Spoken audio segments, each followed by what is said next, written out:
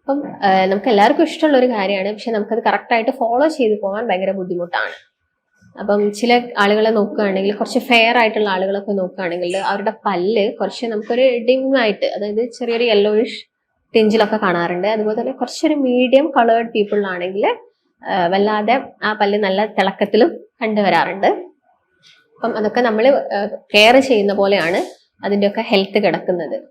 അപ്പം എങ്ങനെയാണ് നമ്മൾ പല്ല് പ്രോപ്പറായിട്ട് കെയർ ചെയ്യേണ്ടത്, അപ്പം നമുക്ക് ആയുർവേദത്തിൽ അതിന് എന്തൊക്കെ മാർഗങ്ങളാണ് ഉള്ളത് എന്നൊക്കെ നോക്കാം. എന്ത് കാരണങ്ങൾ കൊണ്ടാണ് ഇങ്ങനെ പെട്ടെന്ന് ക്യാവിറ്റീസ് വരുന്നത്, അല്ലെങ്കിൽ പെട്ടെന്ന് പല്ല് പൊട്ടിപ്പോകുന്നത്, നമ്മൾ അതിന് എന്തൊക്കെ ഭക്ഷണത്തിൽ ഇൻക്ലൂഡ് ചെയ്യണം എന്നുള്ള കാര്യങ്ങളൊക്കെയാണ് ഇന്നത്തെ വീഡിയോയിലൂടെ നമ്മൾ ഡിസ്കസ് ചെയ്യാൻ പോകുന്നത്.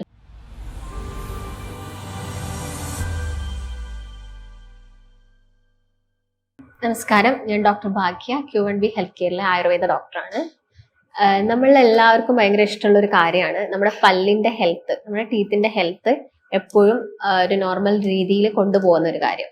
പക്ഷെ നമ്മൾ ചെറിയ പ്രായത്തിൽ നിന്ന് വലിയ ആളുകളൊക്കെ ആവുന്ന സമയത്ത് അതിന് ചില ഡീക്കേസും കാര്യങ്ങളൊക്കെ വരാറുണ്ട്.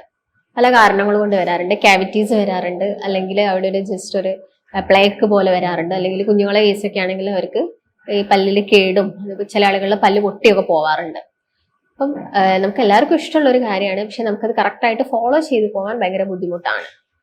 അപ്പം ചില ആളുകളെ നോക്കുകയാണെങ്കിൽ, കുറച്ച് ഫെയർ ആയിട്ടുള്ള ആളുകളൊക്കെ നോക്കുകയാണെങ്കിൽ അവരുടെ പല്ല് കുറച്ച് നമുക്കൊരു ഡിമായിട്ട്, അതായത് ചെറിയൊരു യെല്ലോയിഷ് ടിഞ്ചിലൊക്കെ കാണാറുണ്ട്. അതുപോലെ തന്നെ കുറച്ചൊരു മീഡിയം കളേർഡ് പീപ്പിളിലാണെങ്കിൽ വല്ലാതെ ആ പല്ല് നല്ല തിളക്കത്തിലും കണ്ടുവരാറുണ്ട്. അപ്പം അതൊക്കെ നമ്മൾ കെയർ ചെയ്യുന്ന പോലെയാണ് അതിൻ്റെയൊക്കെ ഹെൽത്ത് കിടക്കുന്നത്. അപ്പം എങ്ങനെയാണ് നമ്മൾ പല്ല് പ്രോപ്പറായിട്ട് കെയർ ചെയ്യേണ്ടത്, അപ്പം നമുക്ക് ആയുർവേദത്തിൽ അതിന് എന്തൊക്കെ മാർഗങ്ങളാണ് ഉള്ളത് എന്നൊക്കെ നോക്കാം. എന്ത് കാരണങ്ങൾ കൊണ്ടാണ് ഇങ്ങനെ പെട്ടെന്ന് ക്യാവിറ്റീസ് വരുന്നത്, അല്ലെങ്കിൽ പെട്ടെന്ന് പല്ല് പൊട്ടിപ്പോകുന്നത്, നമ്മൾ അതിന് എന്തൊക്കെ ഭക്ഷണത്തിൽ ഇൻക്ലൂഡ് ചെയ്യണം എന്നുള്ള കാര്യങ്ങളൊക്കെയാണ് ഇന്നത്തെ വീഡിയോയിലൂടെ നമ്മൾ ഡിസ്കസ് ചെയ്യാൻ പോകുന്നത്. അപ്പം നമുക്ക് നോക്കാം. ഇപ്പം പ്രഗ്നന്റ് ലേഡീസിനൊക്കെ ആണെങ്കിൽ അവർക്കൊരു 5th month ഓൺവേർഡ്സ് നമ്മൾ വൈറ്റമിൻ ഡി ക്യാപ്സ്യൂൾസ് കൊടുക്കാറുണ്ട്. കാരണം അവരുടെ വയറിനുള്ളിൽ ഒരു കുഞ്ഞു കൂടി വളരുകയാണ്. അപ്പം അതിനും കൂടിയുള്ള നറിഷ്മെന്റ് കിട്ടുന്ന സമയത്ത് ചിലപ്പോൾ നമുക്ക് വൈറ്റമിൻ ഡിയുടെ ഡെഫിഷ്യൻസി, ഇത് ഒട്ടുമിക്ക വൈറ്റമിൻസിന്റെ ഒക്കെ ഡെഫിഷ്യൻസി നമുക്ക് വരും. അപ്പൊ അതൊക്കെ നമ്മൾ ഭക്ഷണത്തിലൂടെ ഇൻക്ലൂഡ് ചെയ്യും. പക്ഷെ വിറ്റാമിൻ ഡി എന്ന് പറയുന്നത് കുഞ്ഞിന്റെ ഇപ്പം വളർന്നുകൊണ്ടിരിക്കുന്ന കുഞ്ഞിന്റെ പ്രോപ്പർ ആയിട്ടുള്ള ആ ഒരു ബോണിന്റെ ഹെൽത്തിനാണെങ്കിലും, അതുപോലെ തന്നെ ടീത്തിന്റെ ഹെൽത്തിനാണെങ്കിലും, ഹെയർ ആണെങ്കിലും, അതുപോലെ തന്നെ എല്ലാം നോക്കുന്ന സമയത്ത് ബ്രെയിൻ ആണെങ്കിലും എല്ലാത്തിന്റെയും ഡെവലപ്മെന്റിന് എന്ത് ആവശ്യമാണ്? വൈറ്റമിൻ ഡി ആവശ്യമാണ്. അതിനാണ് ഒരു 5th month ഓൺവേർഡ്സ് നമ്മൾ വൈറ്റമിൻ ഡി ക്യാപ്സ്യൂൾസ് ഒക്കെ എടുക്കുന്നത്.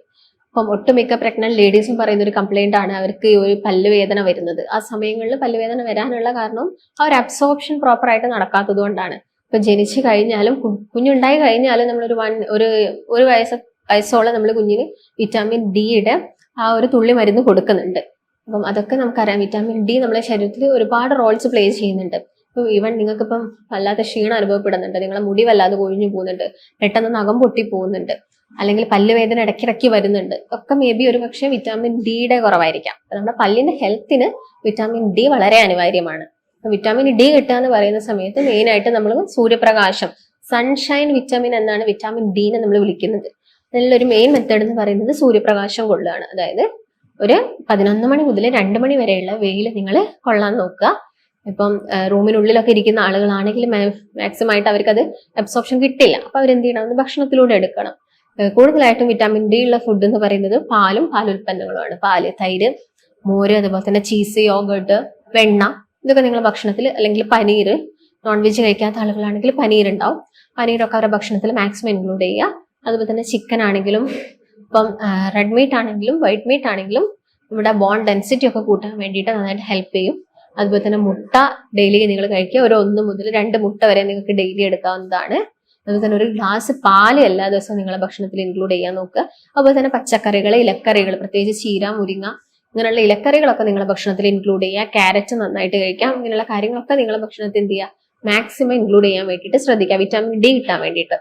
അപ്പൊ വേറെ എന്തൊക്കെ കാര്യങ്ങളാണ് നിങ്ങളുടെ പല്ലിന്റെ ഹെൽത്ത് ഇംപ്രൂവ് ചെയ്യാൻ വേണ്ടിയിട്ട് നിങ്ങൾ ശ്രദ്ധിക്കേണ്ടതെന്ന് പറയുമ്പോൾ, മെയിൻ ആയിട്ടും ഒരു ദിവസം 2 നേരം ബ്രഷ് ചെയ്യാം. അതായത് രാവിലെയും അതുപോലെ തന്നെ രാത്രി ഭക്ഷണം കഴിച്ചിട്ടും നന്നായിട്ട് നിങ്ങൾ പല്ല് ബ്രഷ് ചെയ്യാം. ബ്രഷ് ചെയ്യുന്ന സമയത്ത് ശ്രദ്ധിക്കേണ്ടത്, നിങ്ങൾ ഇങ്ങനെ വേർട്ടിക്കൽ ആയിട്ട് പല്ല് ബ്രഷ് ചെയ്യുന്നത് ഒഴിവാക്കിയിട്ട് ഹൊറിസോണ്ടൽ ആയിട്ട് പല്ല് നന്നായിട്ട് ബ്രഷ് ചെയ്യുക. അതും വളരെ മൈൽഡ് ആയിട്ട് നിങ്ങൾ കുറച്ച് സമയം എടുത്ത് ബ്രഷ് ചെയ്യുകയാണെങ്കിൽ വളരെ മൈൽഡ് ആയിട്ട് വേണം നിങ്ങൾ പല്ലിന് ബ്രഷ് കൊടുക്കാൻ വേണ്ടിയിട്ട്. പല്ല് നിങ്ങൾ ക്ലീൻ ചെയ്യുന്നത് പോലെ തന്നെ ഇമ്പോർട്ടൻസ് നിങ്ങൾ നിങ്ങളെ നാവിനും കൊടുക്കേണ്ടതുണ്ട്. കാരണം എപ്പോഴും നമ്മുടെ നാവും പല്ലും തമ്മിൽ ഒരു കോണ്ടാക്ട് വരുന്നുണ്ട്. അപ്പൊ നിങ്ങളെ പല്ലിൽ ഇപ്പം വല്ല ഡീക്കേസ് ഉണ്ടെങ്കിൽ, അല്ലെങ്കിൽ നിങ്ങളെ പല്ലിന്റെ ആ ഒരു ഭാഗങ്ങളിലൊക്കെ ചെറിയ ചെറിയ ഫുഡ് പാർട്ടിക്കിൾസ് ഒക്കെ കിടക്കുന്നുണ്ടെങ്കിൽ അത് നമ്മുടെ നാവുമായിട്ട് കോണ്ടാക്ട് ചെയ്തിട്ട് നാവിലും വരാം, പ്ലേക്സും കാര്യങ്ങളൊക്കെ നാവിലും വരാനുള്ള ചാൻസസ് ഉണ്ട്. അതാണ് കുഞ്ഞു മക്കളൊക്കെ ഉണ്ടാകുന്ന സമയത്ത് അവർ പാല് കുടിക്കുമ്പോൾ, അവർ പാല് മാത്രമാണ് കുടിക്കുന്നത് 6 മന്തോളം സമയത്ത് അവരുടെ നാവിലൊക്കെ പ്ലേക്സ് വരും. അപ്പൊ നമ്മൾ ജസ്റ്റ് ഒന്ന് കൈകൊണ്ട് ഒന്ന് തുടച്ച് കളയുന്ന, അല്ലെങ്കിൽ ഒരു നല്ല ഫ്രഷ് ആയിട്ടുള്ള ഒരു കോട്ടൺ ക്ലോത്ത് ഉപയോഗിച്ചിട്ട് അതൊന്ന് ഒപ്പി കളയുന്നതൊക്കെ എപ്പോഴും നല്ലതാണ്. നമ്മളാണെങ്കിലും നാവ് നമ്മൾ എന്ത് ചെയ്യുക, ഒരു ടങ് ക്ലീനർ ഉപയോഗിച്ചിട്ട് അല്ലെങ്കിൽ എന്തെങ്കിലും സ്ക്രബ്സ് ഉപയോഗിച്ചിട്ട് നമ്മുടെ നാവും എല്ലാ ദിവസവും വടിക്കാൻ വേണ്ടിയിട്ട് ശ്രദ്ധിക്കാം. നിങ്ങൾ 2 നേരം ബ്രഷ് ചെയ്യുന്നുണ്ടെങ്കിൽ ഏതെങ്കിലും ഒരു നേരം നാവ് ക്ലീൻ ചെയ്താൽ മതി.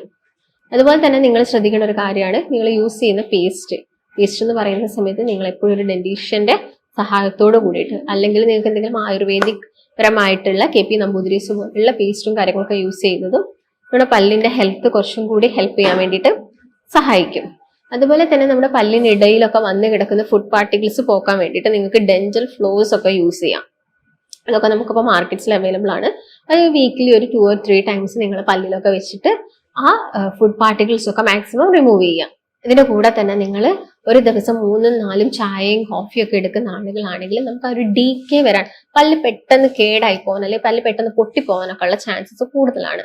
അതുപോലെ തന്നെ പല്ലിലൊക്കെ കറ വന്ന് വീഴാനും ഈ ചായ കോഫിയിലുള്ള ടാനിൻസും കഫീൻസും ഒക്കെ ആ ഒരു ടെൻഡൻസി കൂട്ടും. അപ്പൊ നിങ്ങൾ മാക്സിമം ആ ഒരു ശീലങ്ങളൊക്കെ കുറയ്ക്കുക. അതുപോലെ തന്നെ കാർബണേറ്റഡ് ഡ്രിങ്ക്സ് പറയുകയാണെങ്കിൽ പെപ്സി, കോള പോലുള്ള കാർബണേറ്റ്സ് ഡ്രിങ്കിന്റെ ഒക്കെ ഉപയോഗം എന്ത് ചെയ്യുക, മാക്സിമം കുറയ്ക്കാൻ വേണ്ടിയിട്ട് ശ്രദ്ധിക്കുക. അതുപോലെ തന്നെ നിങ്ങളെ ഗംസിന്, മോണകൾക്ക് നിങ്ങൾ എപ്പോഴും ഒരു ജെന്റിൽ മസാജ് ഒക്കെ കൊടുക്കുന്നത് നമ്മുടെ പല്ലിന്റെ ശക്തി കൂട്ടാൻ വേണ്ടിയിട്ട് ഹെൽപ്പ് ചെയ്യും. കാരണം നമുക്കറിയാലോ മോണയും പല്ലും തമ്മിൽ കണക്റ്റഡ് ആണ്. അപ്പൊ നിങ്ങൾ ഗംസിനൊക്കെ എപ്പോഴും എന്ത് ചെയ്യുക, ഒരു ജെന്റിൽ മസാജ് ഒക്കെ കൊടുക്കുക. അതുപോലെ തന്നെ എപ്പോഴും നിങ്ങൾ കവിള് കൊള്ളുന്നതൊക്കെ നമ്മുടെ വായകളിൽ വരുന്ന പുണ്ണ് അല്ലെങ്കിൽ വായനാറ്റം പോലുള്ള കണ്ടീഷനിലൊക്കെ നമുക്കത് കുറയ്ക്കാൻ വേണ്ടിയിട്ട് ഹെൽപ്പ് ചെയ്യും. അല്ലെങ്കിൽ നിങ്ങൾക്ക് ഇപ്പം മഞ്ഞൾപ്പൊടി ഉപയോഗിച്ചിട്ടോ ഉപ്പ് ഉപയോഗിച്ചൊക്കെ നമുക്ക് വായിൽ എന്ത് ചെയ്യാം, കവിൾ കൊള്ളുന്നതൊക്കെ നല്ലതാണ്. അതുപോലെ തന്നെ സോഡാപ്പൊടിയും കുറച്ച് നാരങ്ങയുടെ നീരൊക്കെ മിക്സ് ചെയ്തിട്ട് നമുക്ക് പല്ലിന്റെ ഒക്കെ കറ കളയാൻ വേണ്ടി നല്ലതാണ്. പക്ഷെ നിങ്ങൾക്ക് മോണയ്ക്ക് എന്തെങ്കിലും അസുഖമുള്ള ആളുകളൊക്കെ ആണെങ്കിൽ മാക്സിമം അങ്ങനെയുള്ള കാര്യങ്ങളൊക്കെ ഒഴിവാക്കുക.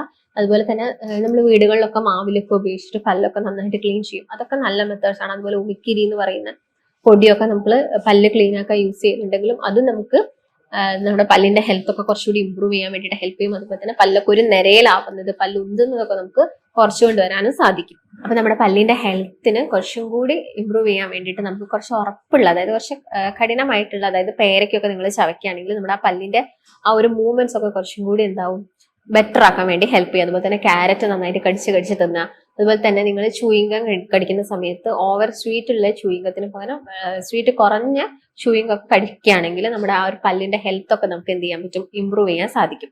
നിങ്ങൾ മെയിൻ ആയിട്ടും ശ്രദ്ധിക്കേണ്ടത് ഈ പറഞ്ഞ കാര്യങ്ങളൊക്കെയാണ്. ഭക്ഷണവും ശ്രദ്ധിക്കണം. അതുപോലെ തന്നെ നിങ്ങൾ എല്ലാ ദിവസവും ബ്രഷ് ചെയ്യുന്ന കാര്യങ്ങളൊക്കെ പ്രത്യേകം പ്രോപ്പറായിട്ട് ശ്രദ്ധിക്കുക. അതുപോലെ തന്നെ നിങ്ങളൊരു ബ്രഷ് യൂസ് ചെയ്യുന്നുണ്ടെങ്കിൽ ആ ഒരു ബ്രഷ് 6 മന്ത് കഴിഞ്ഞിട്ട് നിങ്ങൾ ആ ഒരു ബ്രഷും കാര്യങ്ങളൊക്കെ ചേഞ്ച് ചെയ്യുക. പിന്നെ നിങ്ങളെ ബ്രഷിന്റെ ഉള്ളിൽ ക്ലാവും അതുപോലെ തന്നെ പ്ലേക്കുകളൊക്കെ പിടിക്കുന്നതൊക്കെ എന്ത് ചെയ്യുക, നന്നായിട്ട് വാഷ് ചെയ്ത് കളഞ്ഞു പോക്കാനും നിങ്ങൾ പ്രത്യേക ശ്രദ്ധ കൊടുക്കേണ്ടതുണ്ട്. ഇല്ലെങ്കിൽ നമുക്ക് ഈ ബാഡ് ഓർഡർ, മൗത്തിൽ നിന്നുള്ള ബാഡ് ഓർഡർ പോലുള്ള കണ്ടീഷൻസ് ഒക്കെ ഉണ്ടാവും. അപ്പൊ നിങ്ങൾ ഇത്രയും കാര്യങ്ങളൊക്കെ ശ്രദ്ധിക്കുകയാണെങ്കിൽ നിങ്ങൾക്ക് ഈ പല്ലിന് വരുന്ന ഇടയ്ക്കിടയ്ക്ക് വരുന്ന വേദനകളും കാര്യങ്ങളും അതുപോലെ തന്നെ ബ്ലീഡിങ് ഗംസും ഒക്കെ നമുക്ക് എന്ത് ചെയ്യാൻ പറ്റും, ഒരു പരിധി വരെ കുറച്ചു കൊണ്ടുവരാൻ സാധിക്കും. നിങ്ങൾക്ക് എന്തെങ്കിലും സംശയങ്ങൾ ഉണ്ടെങ്കിൽ താഴെ കാണുന്ന നമ്പറുമായിട്ട് ബന്ധപ്പെടുക. നമുക്ക് മറ്റൊരു നല്ല വീഡിയോ ആയിട്ട് വീണ്ടും കാണാം. നന്ദി.